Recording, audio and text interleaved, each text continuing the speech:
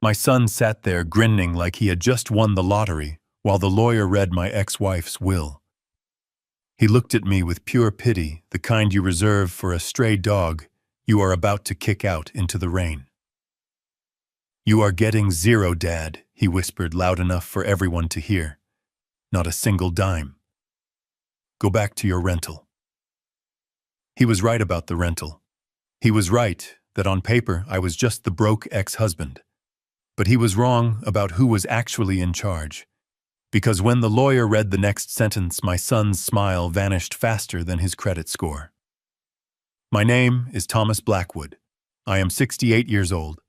And this is the story of how I taught my ungrateful son that the man who builds the bridge is the only one who knows how to blow it up." If you have ever been underestimated by your own family, like this video and subscribe. Let me know in the comments where you are watching from. I want to see how far this story travels.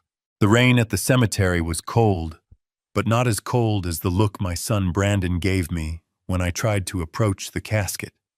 He stepped in front of me, blocking my path. "The front row is for family." "Thomas," he said. He did not call me Dad.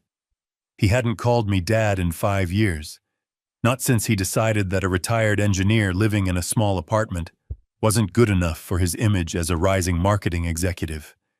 He pointed a gloved hand toward the back of the crowd, past the business partners, past the distant cousins, past the people who only knew Catherine for her money. "You can stand back there by the gate," Brandon said. "Try not to embarrass us. Tiffany is live streaming this for her followers." I looked at Tiffany, my daughter-in-law. She was standing by the grave holding a black lace umbrella in one hand and her phone in the other. She was posing. She was actually posing next to my ex-wife's open grave, checking her angles, making sure her waterproof mascara was perfectly tragic. I didn't argue. I didn't make a scene. I just nodded and walked to the back. I stood under an oak tree watching them bury the woman I had loved for 40 years. Catherine and I had divorced 10 years ago, but it wasn't because we stopped loving each other. It was business. It was a strategic move to protect her assets from a lawsuit that threatened to sink her empire. We stayed divorced on paper because it was safer. We lived apart because it kept up the appearance. But every Sunday she came to my small apartment for coffee. Every major decision she made, she ran by me first. Brandon didn't know that. He only saw the surface. He only saw a mother who was a real estate tycoon worth millions and a father who drove a 10-year-old truck. The service ended. As the crowd began to disperse, Tiffany walked over to me. Her heels sank into the wet grass. She didn't look sad. She looked impatient. She pulled a cream-colored envelope from her designer purse and shoved it into my chest. "This is for you, Tom," she said. I took it. It felt heavy. I thought maybe it was a letter from Catherine, a final goodbye she had entrusted to them. I opened it right there in the rain. It wasn't a letter. It was a legal notice. A notice to quit. An eviction notice. I read the words. "You are hereby required to vacate the premises located at 42 Oak Street within 72 hours. I looked up.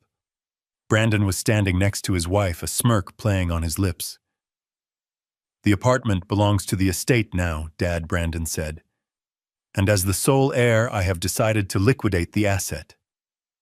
You have 3 days. 3 days. I looked at the house keys in my pocket. Catherine had bought that small apartment building years ago under a shell company. She let me live there rent-free. It was our meeting place. "You are evicting me at a funeral?" I asked.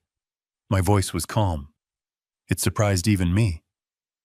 "We are just ripping off the Band-Aid," Tiffany chimed in. "Besides, that apartment is in a prime location. We can flip it for at least 500 grand. You understand business, don't you, Tom?" "Oh, wait. No, you don't. That is why you are the poor one." She laughed. A short, cruel sound. Brandon placed a hand on my shoulder. It wasn't affectionate. It was heavy. "Don't make this hard, Dad. Mom is gone." Her charity died with her. You have 3 days to get your junk out. If you are not gone by Friday, I will call the sheriff. And Dad, don't bother coming to the reading of the will tomorrow. It will just be embarrassing for you.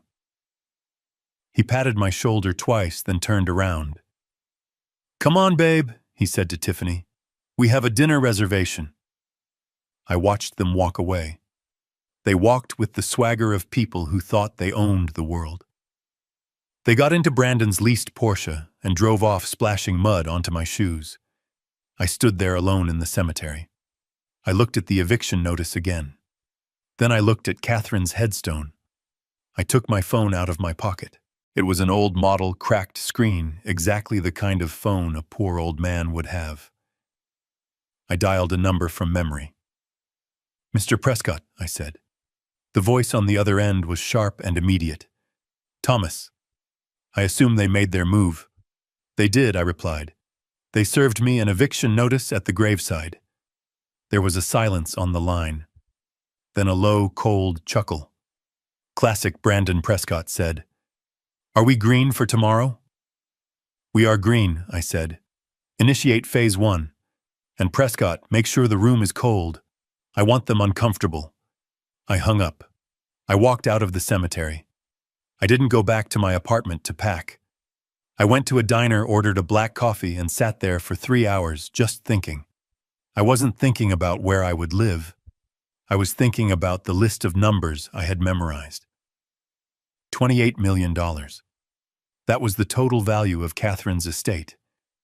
But there were other numbers Brandon didn't know about. $2.4 million. That was Brandon's gambling debt across 3 different casinos in Vegas and Atlantic City. $450,000. That was the credit card debt Tiffany had racked up buying purses and shoes to maintain her online image. And $100. That was the IQ limit they both failed to reach. They thought they were predators.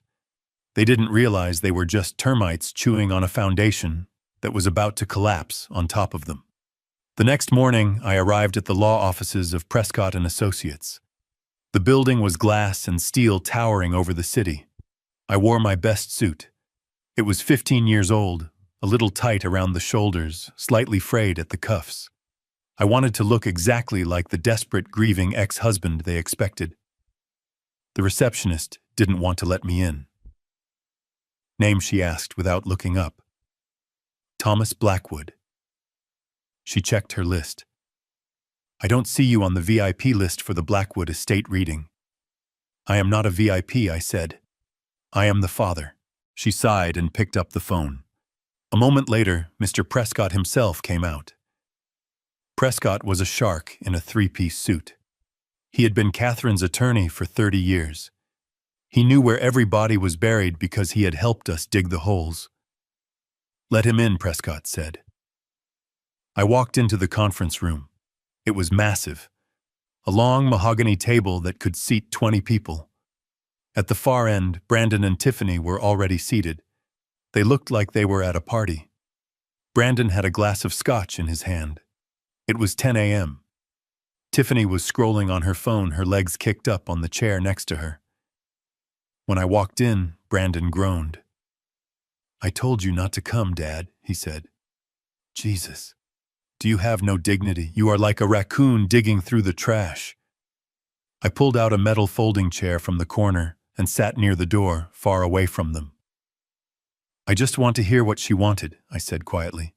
She wanted you gone, Tiffany snapped. That is why she divorced you. God, this is pathetic. Can we hurry this up? We have a realtor coming to look at the mansion at noon. Mr. Prescott sat at the head of the table. He placed a thick leather binder in front of him. He adjusted his glasses. He looked at Brandon. He looked at Tiffany. Then he looked at me. His face was stone. We are here to read the last will and testament of Catherine Blackwood Prescott began. He skipped the pleasantries. He went straight to the assets. The estate consists of the primary residence at 55 Highland Drive, valued at $4.5 million. The vacation property in Aspen, valued at $3.2 million. the vintage car collection appraised at $1.8 million, and liquid assets, stocks, and bonds totaling approximately $18.5 million. Total estate value is estimated at $28 million. Brandon let out a whistle. He clinked his glass against Tiffany's water bottle. 28 big ones, baby, he whispered. We are buying the yacht. Tiffany's eyes were wide. She was practically vibrating. I could see her mentally spending the money. She was probably already picking out the interior design for a private jet. Prescott cleared his throat. To my ex-husband, Thomas Blackwood, I leave nothing. Brandon slammed his hand on the table. Boom. Did you hear that, old man? Nothing, zero, it is in writing. Tiffany laughed. It was a high, shrill sound. You wasted the cab fare to get here, Tom. You should have listened. I sat still. I folded my hands in my lap. I looked down at the floor, letting my shoulders slump. Prescott waited for them to finish celebrating. He turned a page. The sound of the paper turning was loud in the quiet room. However, Prescott read, his voice raising slightly. Brandon froze. The glass of scotch stopped halfway to his mouth. However, Brandon asked. However, Prescott continued. All assets, including all properties, vehicles, and cash accounts, shall be immediately transferred into the Catherine Blackwood Protective Trust. Trust. Brandon stood up. What trust? We didn't discuss a trust. I am the executor. I am the son. Sit down, Mr. Blackwood, Prescott said. His voice was like a whip. Brandon sat slowly.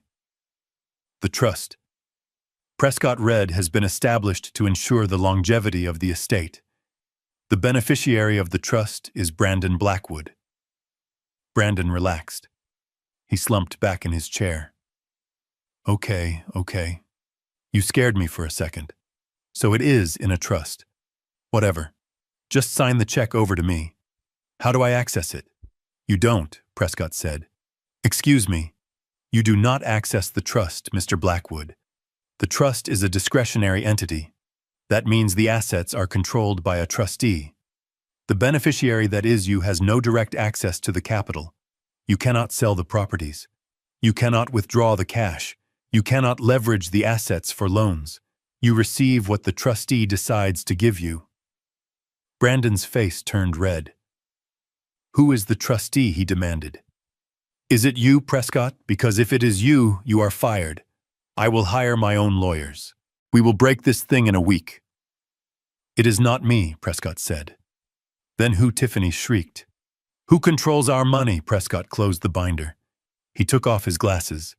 He pointed a finger toward the back of the room. Toward the folding chair. Toward me. The sole trustee, with absolute and final authority over every single penny, is Thomas Blackwood. The silence in the room was absolute. It felt like all the air had been sucked out. Brandon turned his head slowly. He looked at me. He looked like he was trying to solve a physics equation in a foreign language. Him, Brandon whispered. My dad. The guy who clips coupons for cat food. That is correct, Prescott said. Your father controls the house you are living in. He controls the cars you drive. He controls the bank accounts. If you want a stick of gum, Mr. Blackwood, you have to ask your father for permission to buy it. No, Tiffany screamed. She jumped up. This is a joke. This is a sick joke. He is a loser. He is a broke nobody. Catherine hated him. Apparently not, I said. I stood up. I pushed the folding chair aside. I didn't slouch anymore. I stood up to my full height. I unbuttoned my frayed suit jacket and buttoned it again properly. I walked to the table. Brandon watched me come. He looked terrified. Dad, he said. Dad, look, we were just joking earlier. You know that, right? The eviction thing.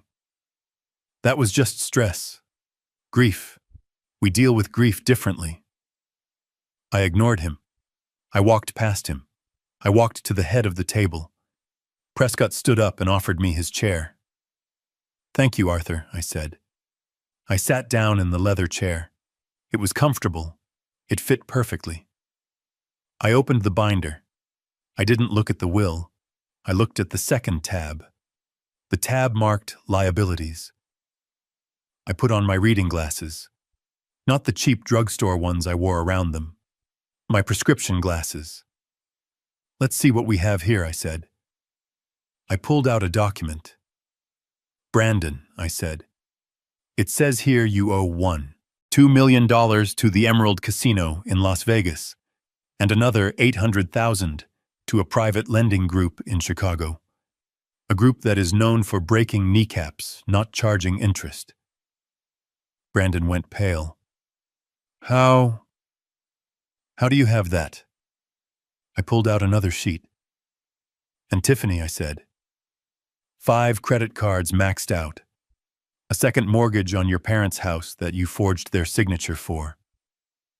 "That is a felony, dear." Tiffany stopped screaming. She collapsed into her chair.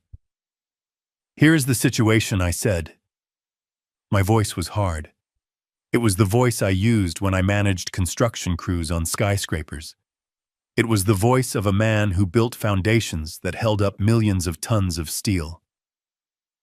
"As trustee, I have a fiduciary duty to protect the assets of the trust. Paying off gambling debts and shopping sprees for luxury handbags does not fall under prudent investment." "Dad, please," Brandon stammered. "Those guys in Chicago. If I don't pay them by the 1st of the month, they said they would hurt me. You have to release the funds. It is $28 million. "It is a drop in the bucket," denied, I said. "What request?" denied, I said. "I am not releasing a single cent of Catherine's money to pay for your mistakes." "You can't do that," Brandon yelled. He slammed his fists on the table. "It is my money. It is my inheritance. It is my decision," I corrected him. Brandon's face twisted. It was ugly. It was the face of a spoiled child who had never been told no. He lunged. He jumped over the table, reaching for my throat. I didn't flinch. I didn't move. Before he could touch me, 2 large men in black suits stepped out from the side office. I had hired them that morning. One of them grabbed Brandon by the back of his expensive suit jacket and slammed him back into his chair. "Sit down," the guard growled. Brandon gasped for air. He looked at the guard, then at me. "You brought security to a will reading I learned from the best," I said. "You evicted me at a funeral. I figured I should be prepared." Tiffany was crying now. Not the pretty crying she did at the grave. Ugly crying. Snot and mascara running down her face. "Tom, please," she wailed. "We are family. You can't leave us like this. We will lose everything. They will take the cars. They will evict us from our condo." I leaned forward. "Speaking of evictions," I said. I pulled a piece of paper from my pocket. It was the eviction notice they had given me yesterday. "I have decided to accept your terms. I will vacate my apartment." "Good," Brandon said, rubbing his neck. "Good. At least you are being reasonable." However, I continued, "Since the mansion on Highland Drive is now trust property, and I am the trustee, I have decided to conduct a thorough audit of the premises." "What does that mean?" Tiffany asked. "It means," I said, "that I am changing the locks on the mansion today. You two have been living there for free for 6 months while Catherine was in the hospital. That ends now. You are kicking us out," Brandon screamed. "Where are we supposed to go?" I looked at the eviction notice again. "I hear there is a nice apartment available on Oak Street," I said. "It needs some work. It has a bit of a damp smell. But it is available in 3 days." I tossed the eviction notice back at him. "Rent is $2,000 a month, payable to the trust. Don't be late." Brandon stared at the paper. His hands were shaking. I stood up. "Meeting adjourned," I said. I walked out of the office. Prescott followed me. "That went well," Prescott said as we got into the elevator. "It is just the beginning," I said. "Brandon isn't going to give up," Prescott warned. He is desperate. Desperate men do stupid things. I know, I said. I am counting on it. The elevator doors opened to the lobby. The sun was shining through the glass. Let's go to the bank, Arthur, I said. I want to see my accounts. And then I want to buy a very expensive bottle of whiskey. To celebrate, Prescott asked. No, I said. To pour on the ground for Catherine. She always hated the cheap stuff I drank. For the next 3 days, I watched my son unravel from a distance. I moved into a hotel. Not a luxury one, just a clean place with room service. I needed a base of operations. My phone blew up. 50 calls from Brandon. 20 from Tiffany. I didn't answer a single one. Instead, I watched Tiffany's social media. She went live that night. She was crying, holding a glass of wine. My husband's father is a monster, she told her followers. He stole our inheritance. He is abusing his power. We are victims of a bitter old man. The comments were pouring in. People were sending her sympathy, sending her money. Poor you. That is awful. Sue him. I watched it and drank my coffee. Go ahead, I whispered to the screen. Dig the hole deeper. The next morning, the first legal attack arrived. I was served with a lawsuit. Brandon was suing for removal of the trustee. He was claiming I was mentally incompetent. He claimed I had dementia, that I was unfit to manage $28 million. I called Prescott. He filed a 205 petition, Prescott said. He has an affidavit from a doctor claiming he examined you and found signs of cognitive decline. I haven't seen a doctor in 2 years, I said. I know, Prescott said. The doctor is Dr. Eris. He is a known hired gun for these types of cases. He will sign anything for $5,000. So what do we do, I asked. We fight it, Prescott said. But it will freeze the assets. The judge will put a temporary hold on the trust until the competency hearing. That could take months. Months, I repeated. Brandon didn't have months. The loan sharks in Chicago weren't going to wait for a court date. This was a stall tactic. He was trying to force a settlement. Tell the judge I will submit to an independent evaluation, I said. Immediately. Today. It doesn't work that fast, Tom. The courts are slow. Then we make them fast, I said. I hung up. I needed to provoke him. I needed him to make a mistake bigger than a fake lawsuit. I went to the mansion. I knew they hadn't left yet. I knew they were squatting. I pulled up to the gate in a taxi. The gate was locked. I used my key. The electronic code Catherine had given me 10 years ago. It still worked. The gate swung open. I walked up the long driveway. The mansion was a beast of a house. 12 bedrooms, a pool, a tennis court. It was a monument to excess. Brandon's Porsche was in the driveway. I walked up to the front door. I didn't knock. I used my key. I stepped into the foyer. It smelled like stale pizza and expensive perfume. Boxes were everywhere. They weren't packing to leave. They were selling things. I saw stickers on the antique vases. Prices.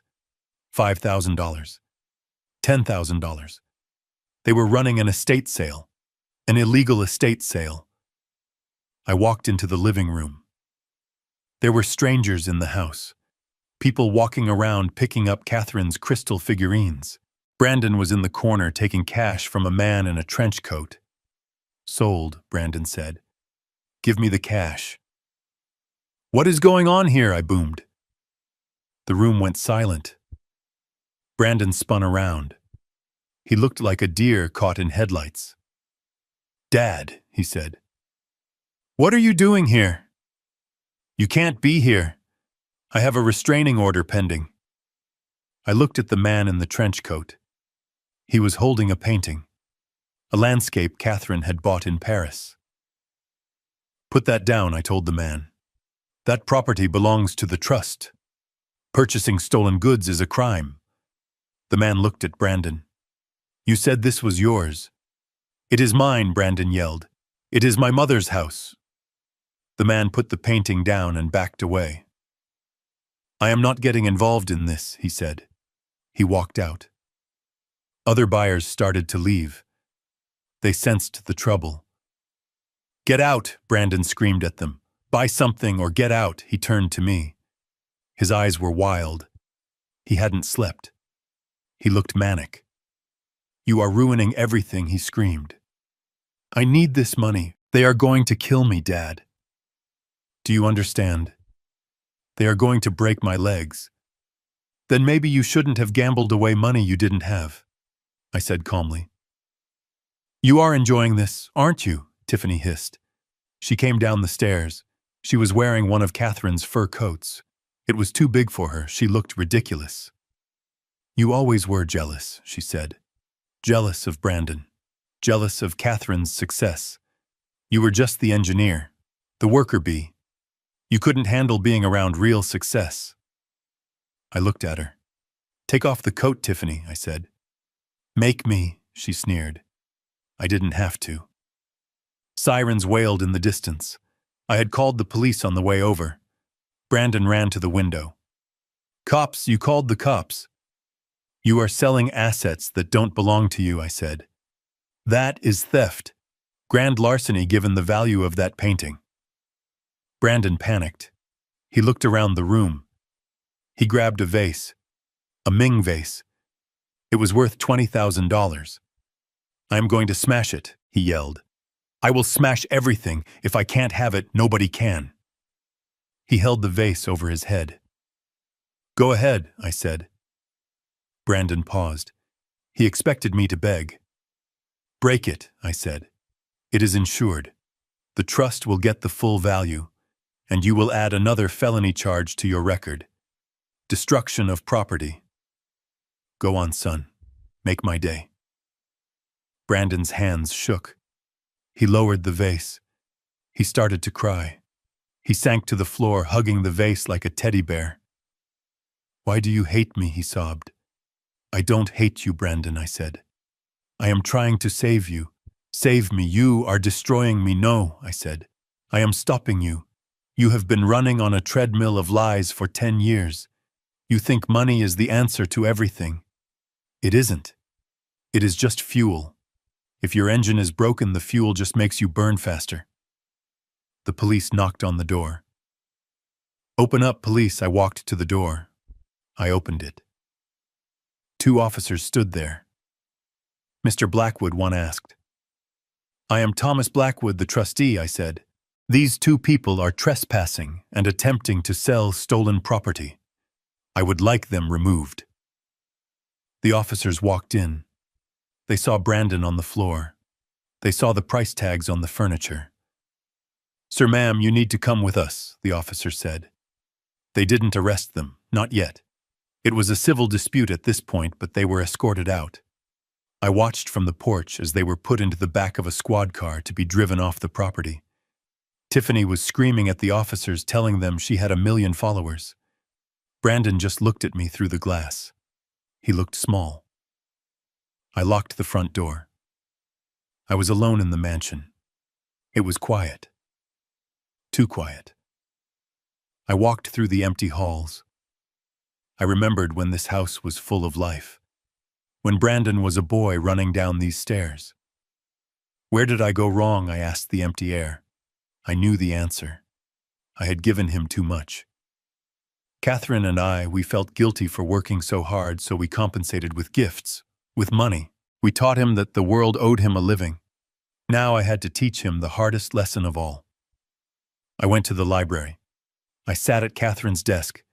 I opened the top drawer. There was a false bottom. I knew about it because I built the desk for her 20 years ago. I popped the latch. Inside there was a small notebook. Catherine's diary. And a letter. Addressed to me. Tom, the letter read, If you are reading this, I am gone. And if you are reading this, it means Brandon has done exactly what we feared he would do. I tried to help him, Tom. I paid his debts twice. I bailed him out. But he never learns. He only wants more. You were always the strong one, the disciplined one. I need you to be strong one last time. Don't give him the money, not until he is broken, not until he understands what it means to earn $1. Break him, Tom, so we can build him back up. Love, Kat. I wiped a tear from my eye. I wasn't the villain. I was the final gift Catherine had given our son. I was the rock bottom he needed to hit. But the war wasn't over. Brandon was cornered.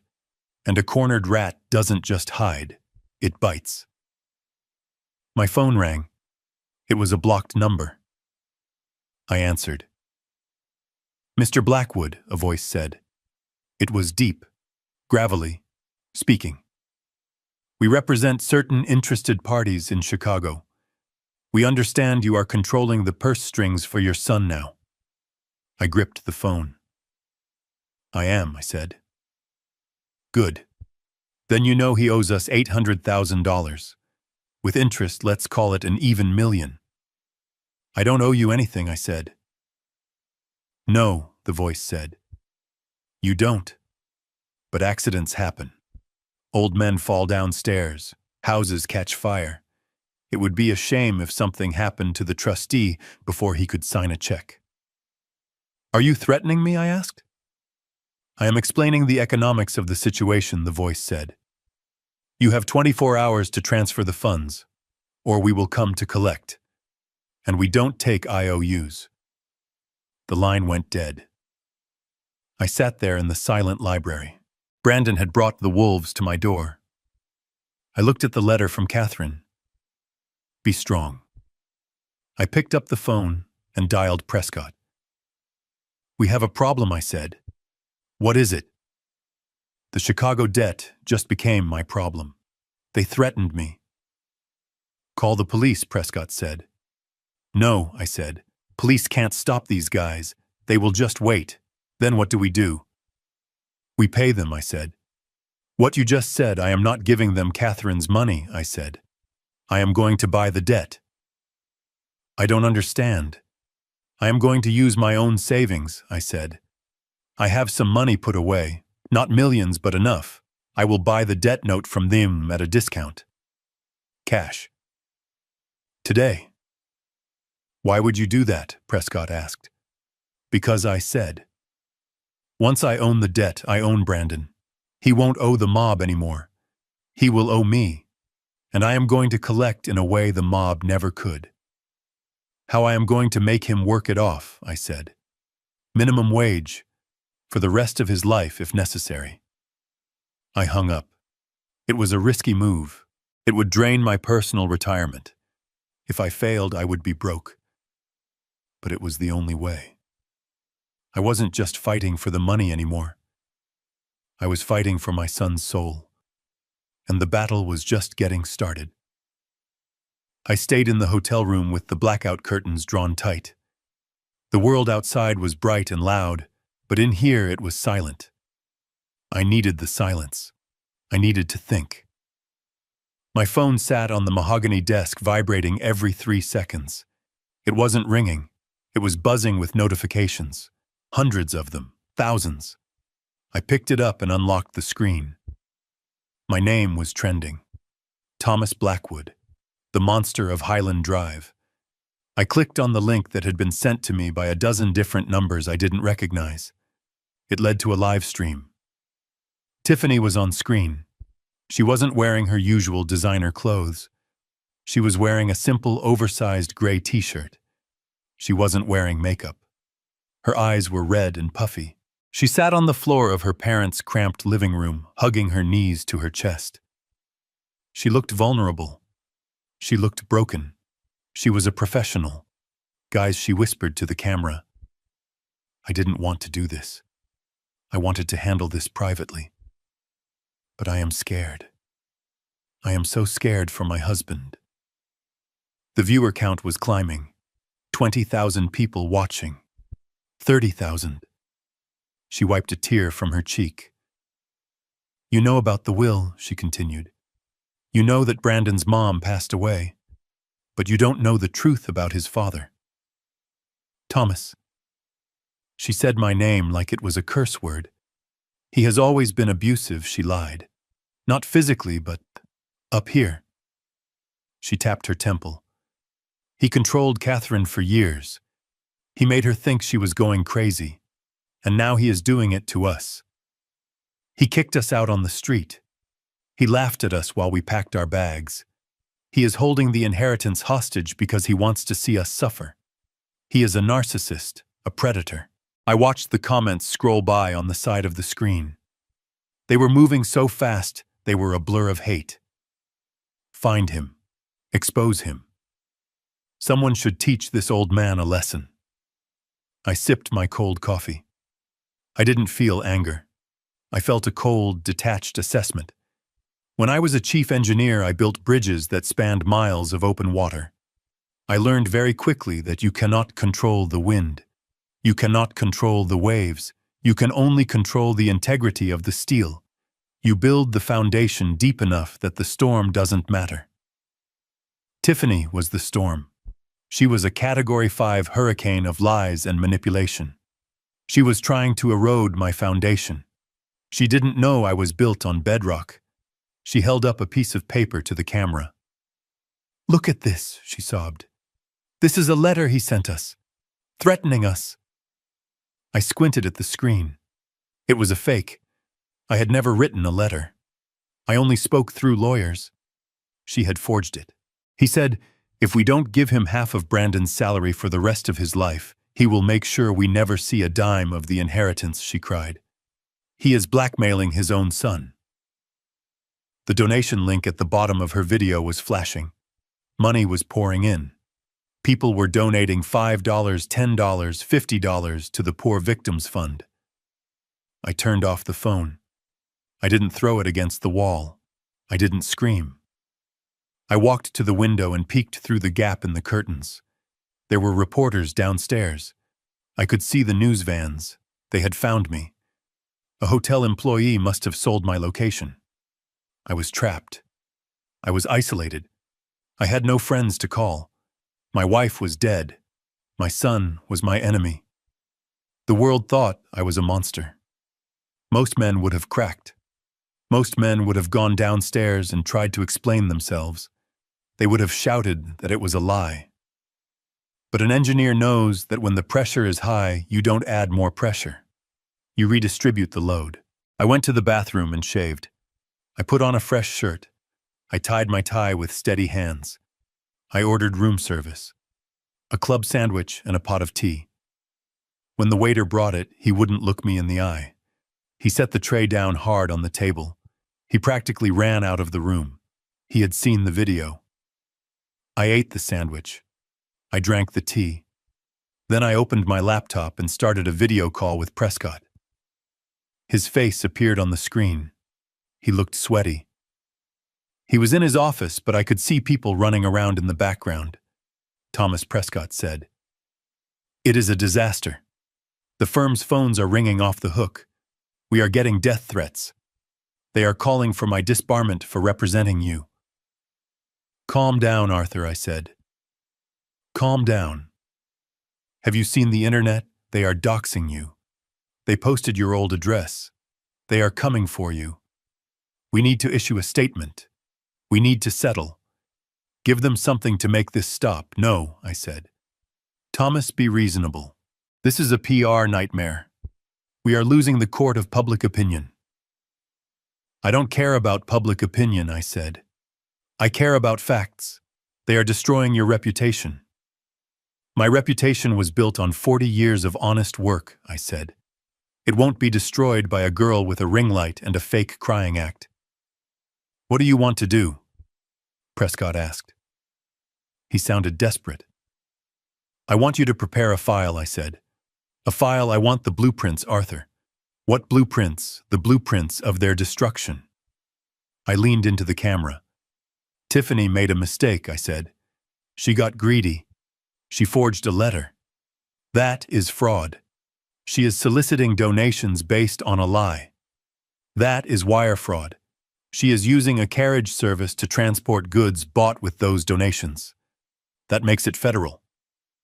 "You want to press charges?" Prescott asked. Not yet, I said. That is too slow. I want to use the nuclear option. Prescott froze. You mean Clause B, I mean Clause B. Thomas, that clause, Catherine put that in there as a failsafe. It was never meant to be used. It will burn everything down. It is time to burn it, I said. But the fallout? Do it, Arthur. Draft the motion and send a copy to Brandon. Just Brandon. Not his lawyer. Not his wife. Send it directly to his personal email. Prescott hesitated. You are a cold man, Thomas. I am a structural engineer, Arthur Ronst replied. I fix problems, and sometimes to fix a building that is rotting from the inside, you have to condemn it. I ended the call. I sat back in the chair. The noise outside was getting louder. I could hear chanting. Hey, hey, ho, ho. The greedy father has got to go. It was catchy. I would give them that. I picked up my notebook. I turned to a fresh page. I wrote down a list of variables. Variable 1, Brandon's gambling debt. Variable 2, Tiffany's vanity. Variable 3, the durability of their marriage when the money runs out. I did the math. The equation didn't balance. The structure was unstable. All I had to do was pull one pin. I looked at my watch. It was 2 p.m. By 5 p.m., Brandon would receive the email. By 6 p.m., the alliance between him and Tiffany would begin to fracture. By tomorrow morning, the mob outside my window would be the least of their problems. I poured another cup of tea. I waited.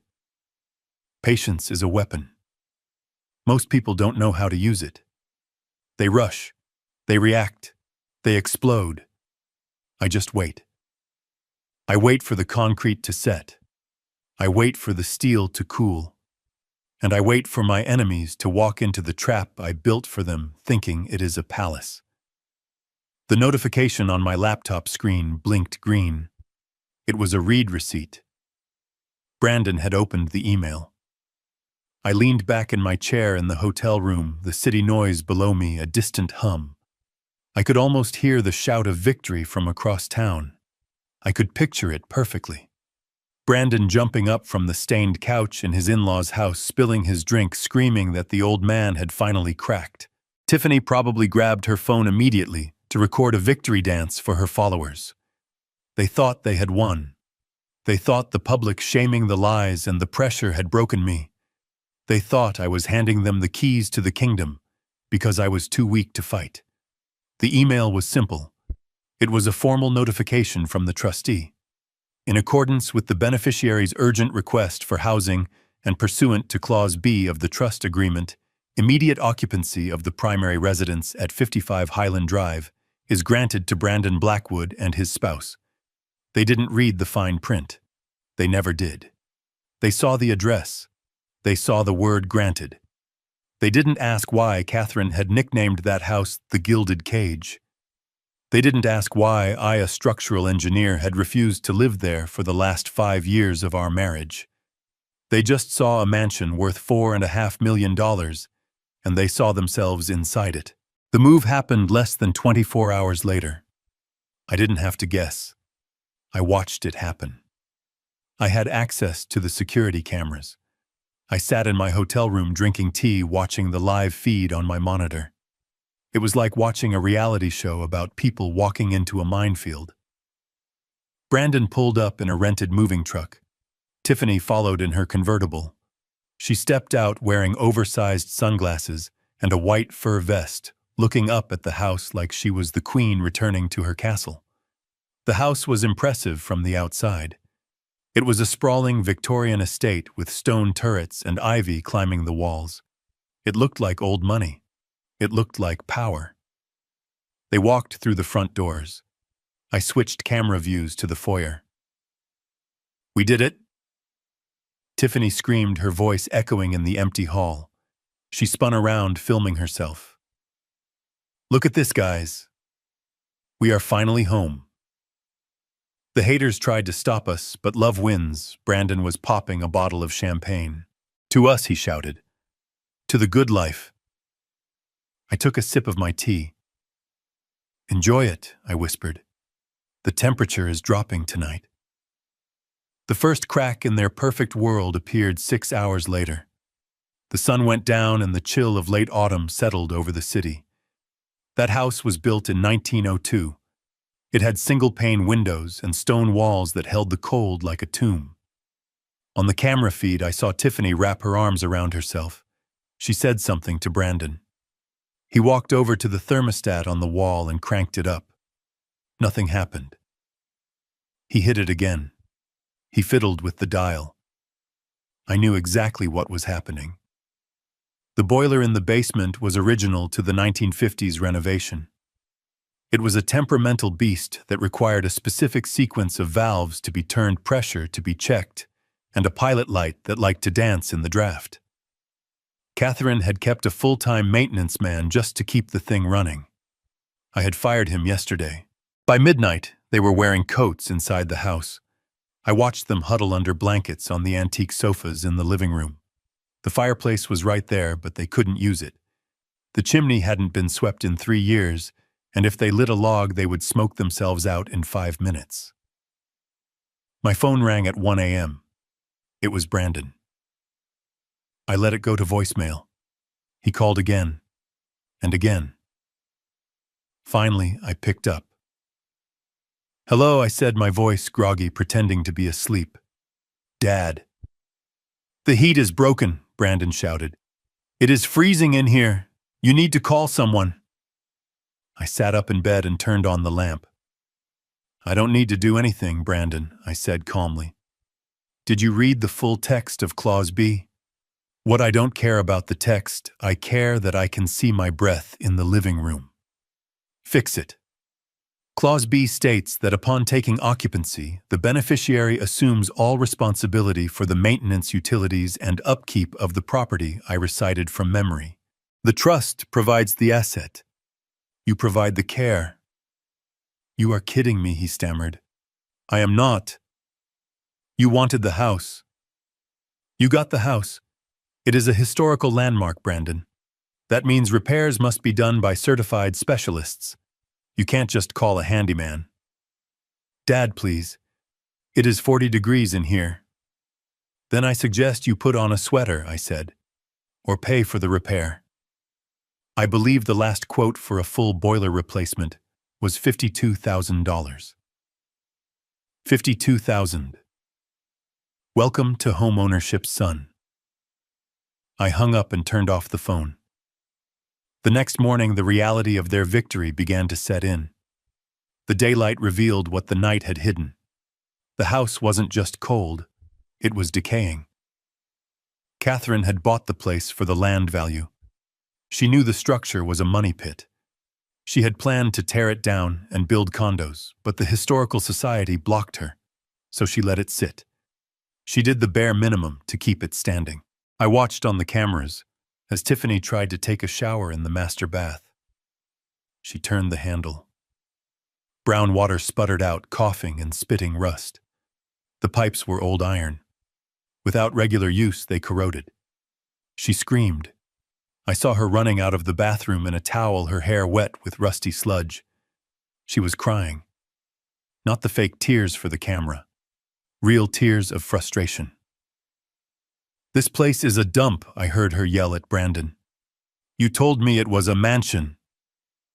"It is a mansion," Brandon yelled back. "It just needs a little work, a little work." "There is mold in the closet, Brandon. My shoes are going to get ruined." I ordered breakfast from room service and watched the show. It was better than anything on television. But the financial noose was the real trap. At noon, a courier arrived at the gate. He buzzed the intercom. Brandon went out to meet him. The courier handed him a thick envelope. It wasn't from me. It was from the county tax assessor. I had arranged for the mail to be forwarded to the residence now that it was occupied. Brandon opened the envelope standing in the driveway. I zoomed in with the camera. I saw his shoulders slump. Property taxes on a $4.5 million estate in this district were astronomical. And because the house was now occupied by a beneficiary and not being used for business purposes, the tax exemption status Catherine had used was void. He was holding a bill for $85,000, due in 30 days. He walked back into the house looking like he had been punched in the gut. He went into the kitchen where Tiffany was trying to boil water on the stove because the electric kettle wasn't working. "We have a problem," Brandon said, tossing the tax bill on the counter. Tiffany looked at it. Her eyes bugged out. "We don't have this kind of money, Brandon. We don't even have $5,000. "Then sell something," Brandon yelled. "Sell a painting. Sell the silver." "They can't," I whispered to the monitor. As if on cue, my lawyer Prescott sent an email to Brandon's phone. I had timed it perfectly. The email was a reminder of the inventory list. Every item in the house, from the paintings on the wall to the silver forks in the drawer, was cataloged property of the trust. Any removal or sale of these items would be considered theft and a violation of the trust agreement, resulting in immediate eviction and potential criminal charges. I saw Brandon check his phone. He read the email. He looked at the antique silver tea set on the counter. He picked up a heavy silver spoon and threw it across the room. It clattered against the stone floor. He was trapped. He was living in a museum he couldn't afford to visit, let alone live in. Later that afternoon, the real sharks started circling. I saw a black sedan pull up to the gate. 2 men in suits got out. They didn't look like lawyers. They looked like the kind of men who collected debts for the private lending group in Chicago. They buzzed the intercom. Brandon didn't answer. They buzzed again. Long, angry presses. I watched Brandon on the interior camera. He was hiding in the hallway, peeking out the window. He was terrified. He had told his creditors he was coming into money. He had told them he would have the $28 million. Now they knew he was in the house, but they probably also knew he didn't have the cash. The men stood there for 10 minutes. One of them took a picture of the gate. The other one made a phone call. They got back in the car and drove off slowly. They weren't leaving. They were just backing off to wait. Brandon collapsed onto the stairs. He put his head in his hands. Tiffany sat next to him. She wasn't comforting him. She was scrolling on her phone, probably deleting comments or blocking people who were asking why she hadn't posted a house tour yet. They were alone. They were cold. They were broke. And they were sitting inside a $4 million trap that was slowly suffocating them. I closed my laptop. I had to go to a meeting. I had an appointment with a very specific type of broker. Brandon was about to try something desperate. I knew my son. When he was cornered, he didn't get smarter. He got reckless. He was going to try to leverage the house. He was going to try to take out a loan against the property value, forging my signature, if he had to. I needed to be one step ahead. I needed to make sure that when he reached for a lifeline, he grabbed an anchor instead. I put on my coat. The hotel room was warm and quiet. I felt a moment of pity for them shivering in that drafty mausoleum. But then I remembered the eviction notice at the funeral. I remembered the live stream. I remembered the email calling me a narcissist. The pity evaporated. I checked my reflection in the mirror. I didn't look like a retired engineer anymore. I looked like a man who was done building bridges. I walked out the door. Phase 2 was complete. The house was crushing them. Now it was time for Phase 3, the financial collapse. I took the elevator down to the lobby. My phone buzzed in my pocket. It was a text from Brandon. "Dad, we need to talk. It is urgent." I didn't reply. Let him sweat, I thought. Let the cold seep in. Let him understand that the warmth he took for granted his entire life wasn't free. It was provided. And the provider had just walked off the job. I watched the surveillance feed from my hotel room. It was pitiful. Brandon was pacing the length of the freezing library wrapped in 3 layers of cashmere. He looked like a prince who had lost his kingdom and was trying to govern a pile of rubble. The house was cold. The water was brown. The silence was heavy. He picked up his phone. I knew who he was calling.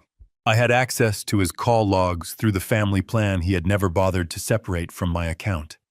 He was dialing a number listed in his contacts simply as the guy. This was the mistake I had been waiting for. I listened to the call.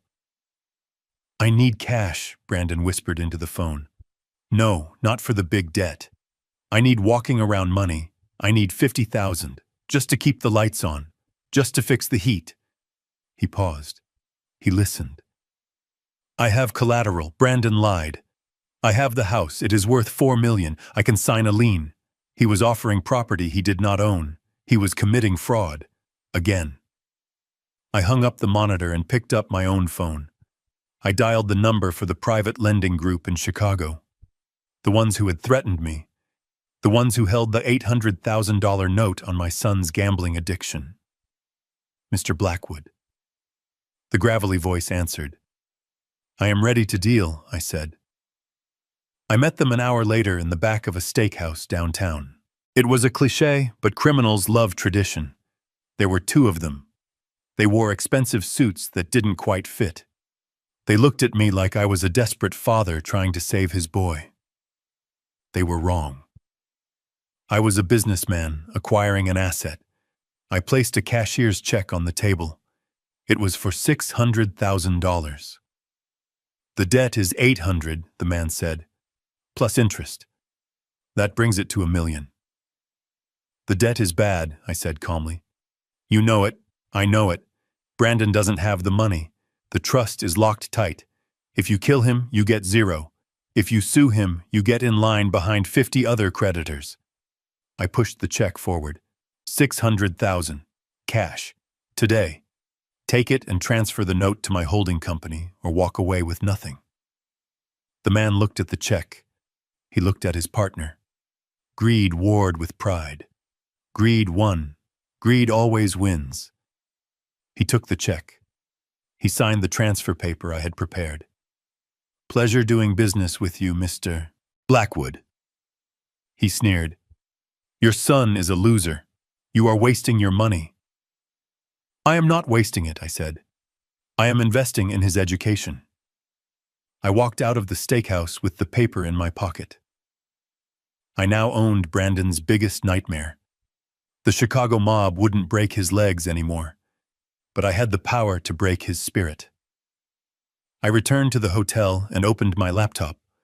Brandon had found a local lender for his $50,000 request, a predatory loan shark who operated out of a pawn shop on 4th Street. I saw the email confirmation pop up on Brandon's screen via my remote access. He had agreed to an interest rate of 40%. He had signed a document pledging the mansion's contents as collateral. He was selling Catherine's legacy to buy heating oil and takeout food. I called the pawn shop owner. I didn't use my name. I used the name of my shell company, Ironwood Financial. "I understand you just issued a high-risk loan to a Mr. Brandon Blackwood," I said. "Who is this?" the pawnbroker asked. "I am the primary lien holder on his assets." I lied smoothly. "Your loan is subordinate to mine. If he defaults, and he will default, I will seize everything before you see a dime. However, I am willing to buy your position right now. Full value, plus 5% for your trouble." The pawnbroker didn't hesitate. He knew a bad bet when he saw one. He took the deal. By 5 p.m. that afternoon, I was the sole creditor for every single debt my son had. The gambling debt, the new emergency loan, even the credit card debt Tiffany had racked up. I had bought it all through Ironwood Financial. I sat back in my chair. I felt a strange mixture of power and sadness. I owned my son. He didn't know it yet. He thought he had pulled a fast one. I switched the camera view back to the mansion. The mood had changed. The heat was on. The radiators were clanking and hissing, pumping warmth into the frozen rooms. Brandon was sitting on the floor of the living room, surrounded by bags of expensive takeout food. Sushi, lobster rolls, champagne. He had borrowed $50,000 to fix the boiler, and he was blowing the rest on a party for two. Tiffany was laughing. She was recording a video. "We are survivors," she shouted to her phone. "We hit a rough patch, but we are back on top. The haters can't keep us down. They were toasting with my money. They were celebrating with debt they could never repay." I picked up my phone and typed a text message to Brandon. I sent it from an anonymous number associated with Ironwood Financial. "Mr. Blackwood," the text read, "this is a notification that your debts have been consolidated and acquired by Ironwood Financial. Your first payment of $15,000 is due in 48 hours. Failure to pay will result in immediate asset seizure." I watched the screen. Brandon's phone buzzed. He picked it up. He read the message. He dropped the lobster roll. He showed the phone to Tiffany. She stopped laughing. She looked at the camera, realized she was still recording, and ended the stream abruptly. "Who is Ironwood Financial?" I heard Tiffany ask. "I don't know," Brandon stammered. "I don't know, but they bought the Chicago debt. And the pawn shop debt. They bought everything. $15,000 in 2 days," Tiffany shrieked. "We just spent $3,000 on dinner and wine." I watched them panic. They started running around the room looking for things to sell. They grabbed silver candlesticks. They grabbed a small painting. But they couldn't leave the house. The police had warned them. If they were caught moving assets, they would be arrested. They were trapped in a warm house with full bellies, and they were more terrified than they had been when they were freezing. Because now the enemy wasn't the cold. It wasn't the dark. It was a faceless corporation that demanded payment. I closed my laptop. I needed to sleep. Tomorrow was going to be a busy day. I had to prepare the foreclosure papers. I wasn't going to foreclose on the house. The trust owned the house. I was going to foreclose on them. I was going to garnish his wages if he ever got a job. I was going to seize his bank accounts. I was going to make sure that every dollar he touched for the rest of his life went to paying back the debt he had accrued. He wanted to be a big shot. He wanted to live the high life on credit. Well, the bill had arrived, and the collector was his father. I lay in the hotel bed, staring at the ceiling. "Catherine," I whispered into the darkness, "I hope you can forgive me for what I am about to do," but I knew she would. She built skyscrapers. She knew that sometimes before you can build something new, you have to demolish what is standing there all the way down to the ground. Brandon was about to learn that rock bottom wasn't just a phrase. It was a destination. And he had just arrived. The glow of the laptop screen was the only light in my hotel suite. I sat in the dark sipping a glass of water, watching the final act of my son's morality play unfold on the surveillance monitor. The audio from the mansion was crisp. I could hear the wind rattling the old window panes and the frantic tapping of Tiffany's fingernails on the marble countertop. They were desperate. The notification from Ironwood Financial demanding the first payment had pushed them over the edge. They weren't looking for money anymore. They were looking for a way to erase the board. They needed the trustee gone. I watched Brandon pace the library floor. He looked haggard. He hadn't shaved in 3 days. "We have no choice," Tiffany whispered. She was huddled in a blanket, her face pale. "He is going to ruin us, Brandon. He bought the debt. He controls the house. He is going to make us homeless. We have to pull the trigger on the medical option." I leaned forward. This was it. The moment they stopped being greedy children and became criminals. Brandon stopped pacing. He looked at his wife. "Aris wants $50,000 cash," Brandon said. "We gave him the last of the credit card advances. If this doesn't work, we are dead." "It will work," Tiffany insisted. "He drafted the file yesterday. Acute paranoia. Dementia with violent tendencies. He backdated the records to show a 6-month decline. Once the police see the file, they won't even ask questions. They will just take him. And once he is in the facility," Brandon added, his voice gaining strength, "Aris keeps him sedated. We petitioned the court for emergency guardianship. We get control of the trust. We pay off Ironwood. It was a solid plan. Evil, cruel, and highly illegal, but solid. If I were just a retired old man with no resources, it would have worked. I would have woken up in a padded room with no memory of how I got there. But I wasn't just an old man. I was the man who was listening. I picked up my phone and sent a text message to a number I had saved only as medic. "It is happening tonight," I typed. "Be ready." Then I waited. 2 hours later, the knock came. It wasn't a polite knock. It was a pounding.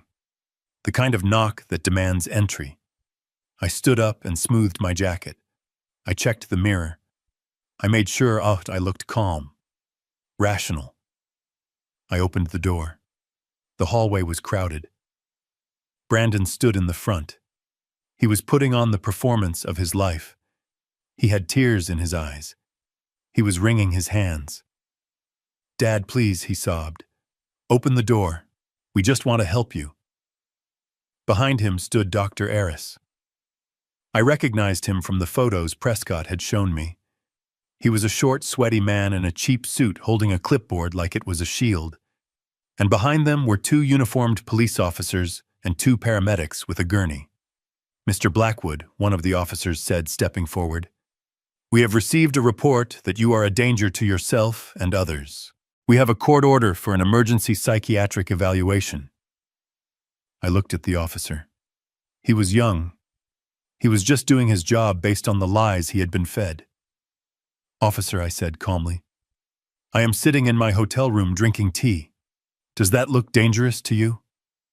"He is hiding a weapon," Tiffany screamed from the back of the group. She pushed her way forward. "He told us he has a gun. He said he was going to shoot us, and then himself, he is hearing voices." It was a lie so bold it was almost impressive. Dr. Aris stepped up. He waved the clipboard. "Officer, I am Dr. Aris, the family physician. Mr. Blackwood has a documented history of paranoid schizophrenia and early-onset dementia. He has been off his medication for weeks. He is in a state of acute psychosis. If we don't sedate him now, he could snap." I looked at Aris. "I have never met you in my life," I said. "See," Aris said to the officer, shaking his head sadly. "He doesn't recognize me. He has forgotten the last 5 years. It is the dementia. It is progressing faster than we thought." Brandon stepped into the room. He tried to hug me. I stepped back. "Dad." "Please," Brandon cried. "Just go with the doctor. They will take care of you. I can't watch you suffer like this. You are seeing things that aren't there." I looked at my son. I looked deep into his eyes. I was looking for a shred of hesitation, a flicker of guilt. There was nothing, just cold, hard calculation. He was willing to lock me away in a chemical prison for the rest of my life so he could buy a yacht. I realized then that the son I loved was gone. He had died a long time ago, replaced by this hollow creature. I looked at the officer. "I will come with you," I said. "I don't want a scene." "He is resisting," Tiffany yelled. "He has a knife in his pocket. Grab him." The officers tensed. One of them put his hand on his holster. "Ma'am, step back," the officer ordered. I slowly raised my hands. "I am unarmed," I said. "You can search me." The officer patted me down. He found my wallet, my phone, and a small notebook. No gun. No knife. "He is hallucinating," Dr. Aris said quickly. "He probably thinks he is holding a knife. We need to restrain him, for his own safety." The officer looked doubtful, but he had a doctor's order. He nodded to the paramedics. "Restrain him," the officer said. The paramedics moved in. One of them was tall, broad-shouldered, with a mask covering half his face. He grabbed my arm. His grip was firm but not painful. I looked at his name tag. It said Davis. This was my man. Davis pushed me down onto the gurney. He clicked the leather straps around my wrists. He did it with a practiced efficiency. I am sorry, Mr. Blackwood Davis said, his voice muffled by the mask. This is for the best. He clicked the straps around my ankles. Brandon let out a sigh of relief that sounded like a tire deflating. He wiped his fake tears. Thank you, officer, Brandon said. Thank you. You saved him. I lay on the gurney, staring up at the ceiling. You have made a mistake, Brandon, I said quietly. He leaned over me. His face was inches from mine. He smelled of fear and mints. Don't worry, Dad, he whispered so only I could hear. You won't remember any of this in the morning. The drugs Aris is going to give you, they are very strong. Goodbye, Dad. He stood up and nodded to the paramedics. Take him away. They wheeled me out. We went down the service elevator. The lobby was full of people watching the spectacle. The crazy millionaire being hauled off to the loony bin. They loaded me into the back of the ambulance. Dr. Aris climbed in the front. Davis and the other medic climbed in the back with me. The doors slammed shut. The siren wailed. The vehicle lurched forward. We drove for 2 blocks. Then the siren turned off. Davis stood up. He pulled down the window shade so no one could see inside. He pulled off his mask. He smiled. That was a close one, boss, Davis said. He reached into his pocket and pulled out a key. He unlocked the cuffs on my wrists, then my ankles. I sat up and rubbed my wrists. Did you get it? I asked. Davis pointed to the small camera pinned to his uniform shirt. Audio and video high definition, Davis said. I got Aris claiming he treated you for 5 years. I got Tiffany lying about the gun. And I got your son whispering that he was going to wipe your memory. It is all in the cloud, Mr. Blackwood. I looked at the front of the ambulance where Dr. Aris was sitting with the driver. Does the driver know? I asked. The driver is my cousin, Davis said. And Aris thinks we are taking you to his private clinic in the county. He is counting his $50,000 right now. Where are we really going? I asked. We are going to the safe house, Davis said. Prescott is waiting there. He has a notary and a judge on standby. We are going to process this evidence tonight. I looked out the small window in the back door. The city lights were fading. What about Aris? I asked. Davis grinned. He reached for a medical bag. He pulled out a syringe. The driver is going to pull over in 5 minutes for a mechanical check, Davis said. We are going to offer the good doctor a bottle of water. He looks thirsty. When he wakes up, he is going to be in a police precinct with a confession already typed out for him to sign. I nodded. It was ruthless. It was necessary. We stopped in an alleyway. The back doors opened. I stepped out of the ambulance a free man. Aris was in the front seat, slumped against the window, fast asleep. I walked over to him. I took the clipboard from his lap. I looked at the fake medical file he had created. It was a work of fiction, a masterpiece of fraud. I kept the clipboard. It was evidence. Take him to the precinct, I told Davis. I watched the ambulance drive away. I stood alone in the alley. I took a deep breath. My son thought I was strapped to a bed, drooling on my way to a chemical lobotomy. He thought the board was cleared. He thought he had won. He was about to start celebrating. He would start spending money he didn't have. He would start selling assets he didn't own. He would get careless. I pulled my phone out of my pocket. I dialed Prescott. Phase 3 is complete, I said. I am underground. Excellent, Prescott said. Brandon just posted a status update. Heartbroken but relieved. Dad is finally getting the help he needs. He is celebrating, I said. He is Prescott confirmed. He just scheduled an auction. He is selling the estate's antique collection. Tomorrow night. At the mansion. An auction, I repeated. Illegal, unauthorized, and completely public. Perfect, I said. I looked at the city skyline. Let him sell it, I said.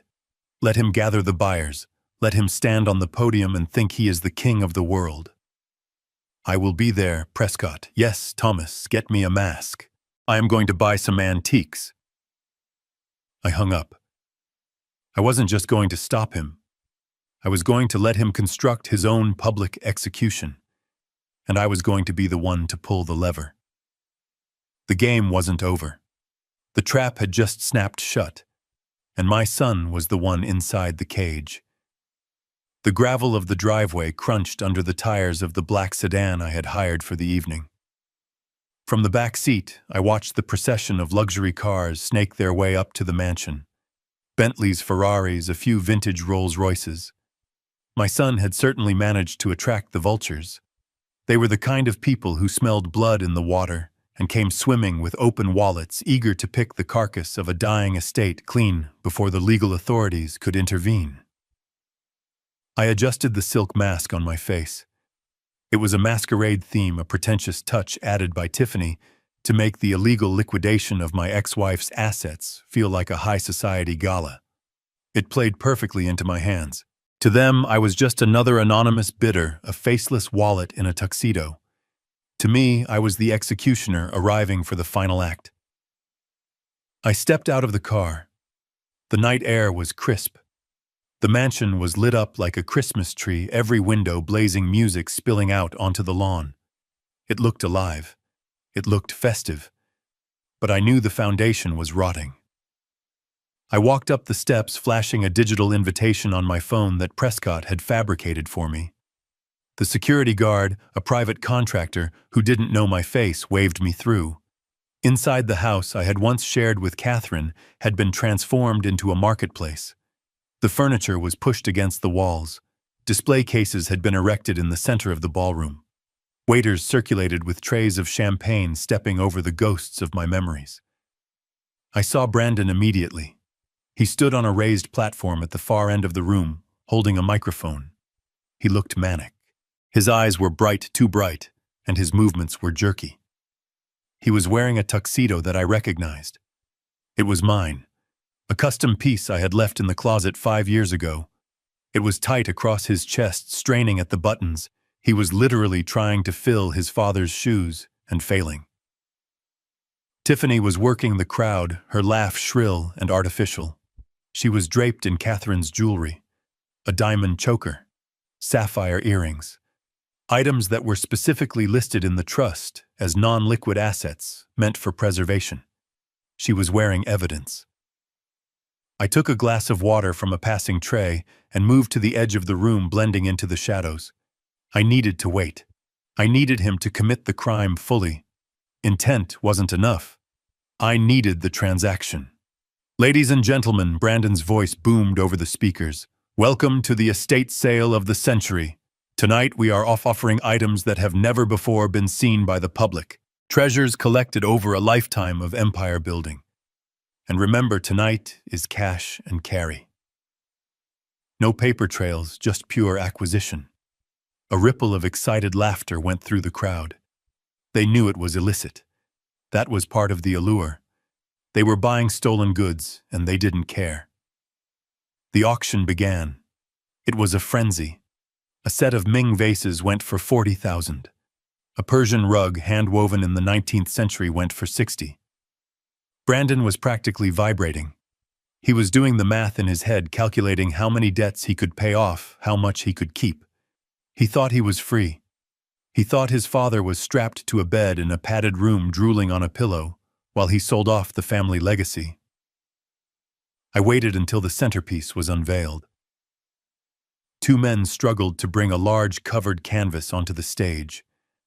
Brandon ripped off the velvet cloth with a flourish. The crowd gasped. It was The Solitude, a painting Catherine had bought in Vienna 30 years ago. It wasn't just art. It was a piece of history, and more importantly, it was the single item Catherine had explicitly designated in her will to be donated to the National Gallery. It was classified as a protected cultural asset. Selling it to a private buyer wasn't just theft. It was a federal crime involving the trafficking of protected cultural property. Bidding starts at $500,000. Brandon announced, his voice trembling with greed. 500, a voice shouted from the front. 600, another yelled. I stepped forward. I raised my hand. 1 million, I said. The room went silent. Heads turned. The number hung in the air, heavy and undeniable. Brandon squinted into the lights, trying to see who had spoken. $1 million, Brandon repeated, his voice cracking. Do I hear 1.1? No one spoke. $1 million was a steep price for a stolen painting, even for this crowd. Going once, Brandon said, sweating now. Going twice. Sold to the gentleman in the black mask for $1 million. The gavel came down. The crack echoed like a gunshot. The crime was complete. He had accepted the bid. He had agreed to the sale. I walked toward the stage. The crowd parted for me. I moved with the steady, heavy gait of a man who knows exactly where he is going. Sir, please come up to settle the payment, Brandon said, grinning. He extended a hand. He was shaking. He was envisioning his freedom. I climbed the steps. I stood toe to toe with my son. I will settle the payment, Brandon, I said. He froze. The smile died on his lips. His eyes went wide. He knew that voice. It was the voice that had told him bedtime stories. The voice that had taught him to ride a bike. The voice he had tried to silence with a fake medical diagnosis. Dad, he whispered. I reached up and untied the silk mask. I let it fall to the floor. A collective gasp went through the room. Some of the guests recognized me. The whispers started immediately. Isn't he supposed to be in a home? I thought he was crazy. I am not crazy, Brandon, I said, my voice amplified by the microphone he was still holding. But I am very, very disappointed. You were taken away. Brandon stammered, backing up until he hit the easel, holding the painting. Dr. Aris said. Dr. Aris is currently in federal custody, I said calmly, and in about 30 seconds you will be joining him. Brandon looked around the room, looking for an exit, looking for an ally. He looked at Tiffany. She had frozen near the champagne tower, her face pale as the pearls around her neck. You can't do this, Brandon hissed. This is my house. These are my things. I pulled a document from my inside pocket. This is the inventory list of the Catherine Blackwood Protective Trust, I said, holding it up for the room to see. Every item sold tonight is listed here, and this painting is designated as a National Heritage Asset.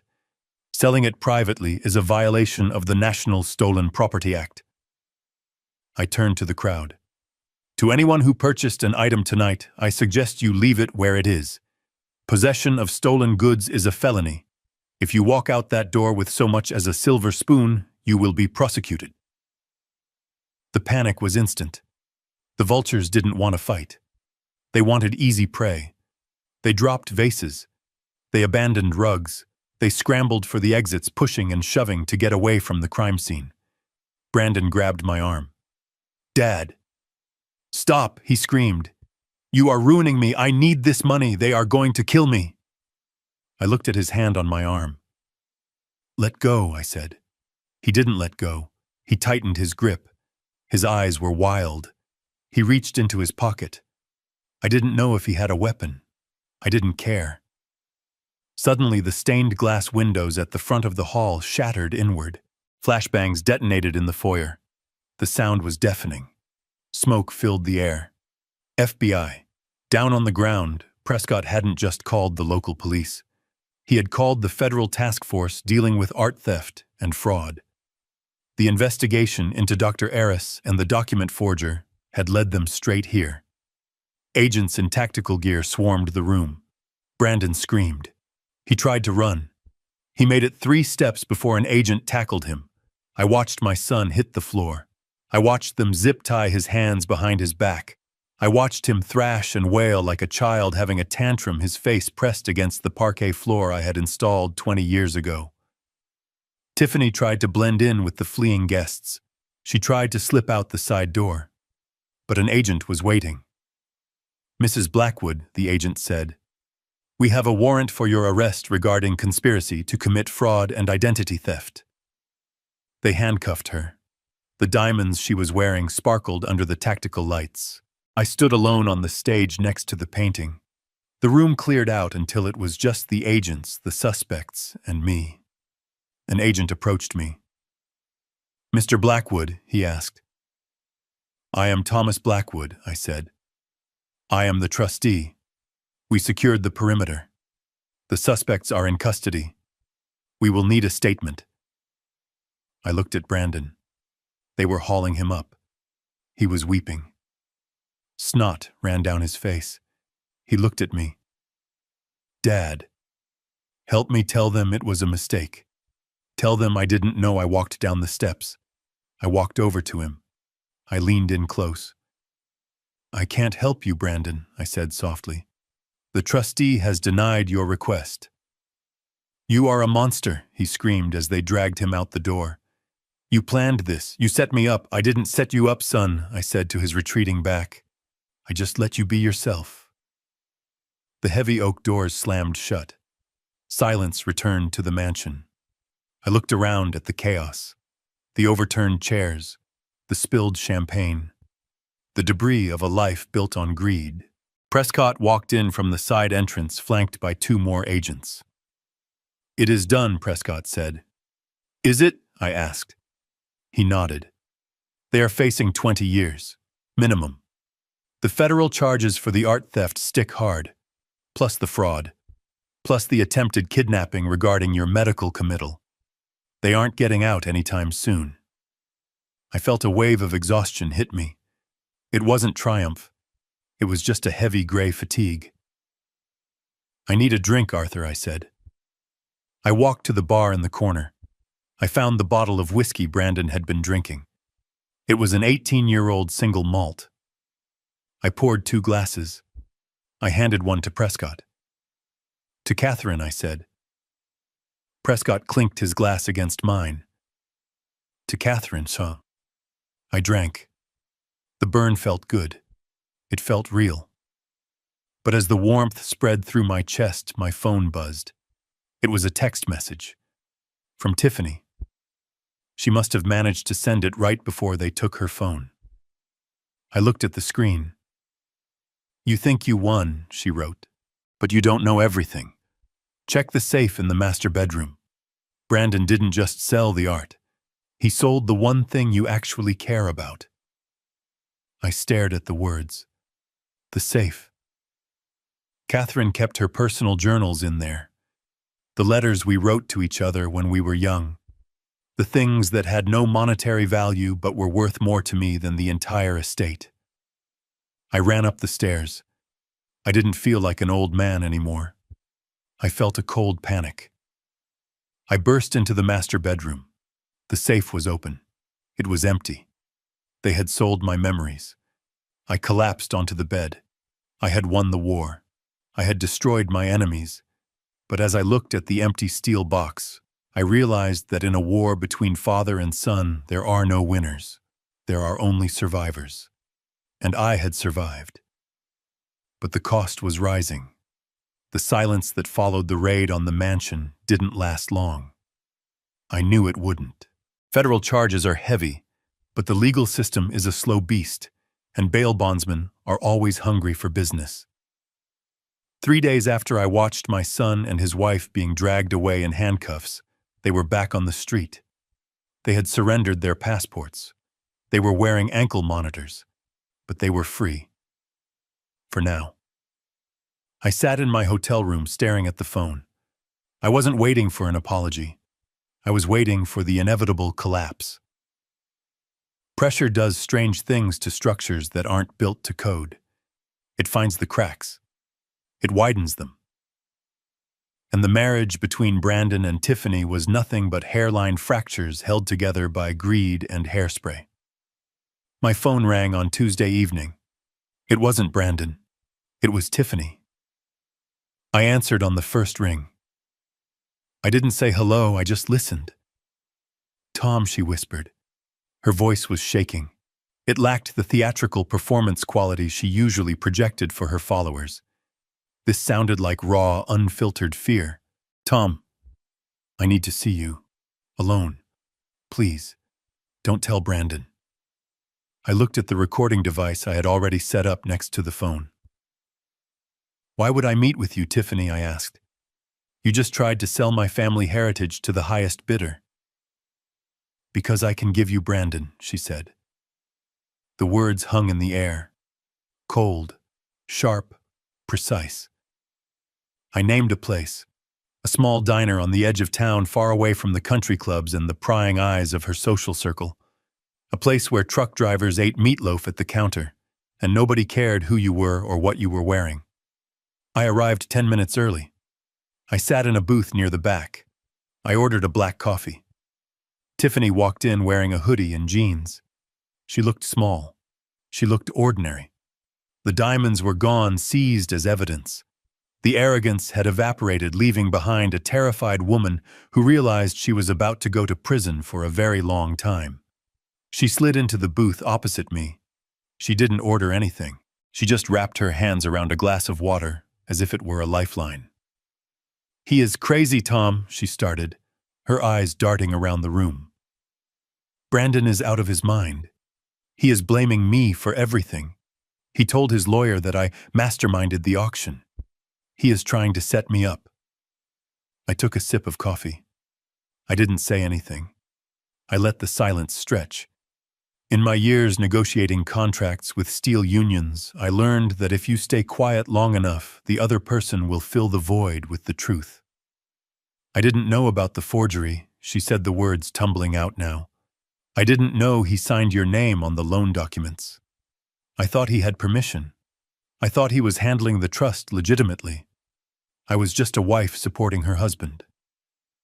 It was a lie. I knew it was a lie. I had the recordings of her planning the mental capacity hearing. I knew she was the architect of half their schemes. But I nodded slowly. "Go on," I said. "I can testify," she whispered, leaning across the greasy table. "I can tell the feds everything. I know where he hid the cash from the first few sales. I know about the offshore accounts he tried to open. I can give them a roadmap to bury him." "And what do you want in return, Tiffany?" I asked. "I want out," she said. "I want you to talk to the prosecutor. Tell them I cooperated. Help me get a plea deal. And—" She hesitated. The greed was still there, lurking behind the fear like a cockroach in the walls. "And I need money," she said. "Just enough to start over. 50,000. That is nothing to you now. You have millions. Give me 50,000 and I will hand you your son on a silver platter." I looked at her. I looked at this woman who had sworn to love and cherish my son. This woman who had lived in my house, eaten at my table, and called me dad when she wanted a new car. She was selling her husband for the price of a mid-range sedan. "You are offering to destroy Brandon to save yourself," I clarified. "You are offering to send the man you married to federal prison so you can avoid consequences." "He is going to prison anyway," she snapped, her voice rising. "Why should I go down with him? He is a loser, Tom. You know he is. He never earned a dime in his life. He gambled away our future. He dragged me into this mess. I am a victim here." I reached into my pocket. I pulled out my phone. I placed it on the table, screen down. "Is that your final offer?" I asked. "You trade Brandon for 50,000 and a good word with the DA." "Yes," she said. "Yes. Just give me the money." I picked up my phone. I stopped the recording app. "I didn't bring any money, Tiffany," I said. Her face fell. "What you said?" I didn't say anything, I corrected her. I just listened. And I think I have heard enough. I stood up. I threw a $5 bill on the table for the coffee. "You are a witness, Tom," she hissed, grabbing my sleeve. "You heard me? We had a deal." "We didn't have a deal," I said, pulling my arm away. "We had a conversation. And now I am going to share that conversation with the only other person who needs to hear it. I walked out of the diner. The night air felt clean compared to the atmosphere inside that booth. I sat in my car. I opened the audio file. I edited it quickly, cutting out the dead air, leaving only her voice, her betrayal, her price tag. I saved the file. I opened my messages. I found Brandon's contact. He was currently staying at a cheap motel near the airport, forbidden from returning to the mansion by the court order. He was probably sitting there right now, terrified, waiting for his wife to come back with a solution. I attached the file. I typed a short message. She values you at $50,000, son. I thought you should know. I hit send. I watched the progress bar. Sending, sent, delivered. I started the engine. I didn't drive away immediately. I waited. 5 minutes later, my phone rang. It was Tiffany. I declined the call. Then a text came in from Brandon. It was just a string of incoherent curses. Then a second text. She is dead to me. I put the phone down. The alliance was broken. The two people who had conspired to destroy my life were now at war with each other. They wouldn't be plotting against me anymore. They would be too busy trying to rip each other's throats out. I drove back to the hotel. I felt a heavy stone in my gut. It wasn't guilt. It was the finality of it. I had just severed the last tie between them. I had ensured that when they went to trial, they would have separate defense attorneys. They would have conflicting stories. They would destroy each other's credibility on the stand. It was the most effective legal strategy money could buy, and it only cost me a cup of coffee. But as I drove through the city streets, I couldn't help but remember the day they got married. I remembered the way Brandon looked at her when she walked down the aisle. He had looked so happy, so sure. He didn't know he was marrying a mercenary, and I didn't know I was raising a fool. I parked the car. I walked up to my room. There was one more thing I had to do. I called Prescott. Arthur, I said. I just sent you an audio file. I received it, Prescott said. It is brutal, Thomas. It is necessary, I said. Send it to the district attorney. Tell them Ms. Dawson approached me to solicit a bribe in exchange for testimony. It goes to her character. It kills any plea deal she might try to cut later. You are making sure she goes to prison too, Prescott said. She was the one who suggested the mental facility, Arthur, I reminded him. She was the one who wanted to lock me away. I am just returning the favor. Understood, Prescott said. I will file it in the morning. I hung up. I poured a glass of water. My hands were steady. The house of cards had fallen. Now I just had to sweep up the debris. But I knew my son. I knew Brandon. He was weak, yes, but he was also volatile. He had just lost his fortune. He had lost his freedom. And now he had lost his wife's loyalty. He had nothing left to lose. And a man with nothing left to lose is the most dangerous thing in the world. I went to the door of my hotel room. I checked the deadbolt. I engaged the safety latch. I pushed a heavy chair in front of the door. It was an old instinct, a survival habit. I had a feeling I was going to need it. Brandon wasn't going to go quietly. He was going to explode. And I was ground zero.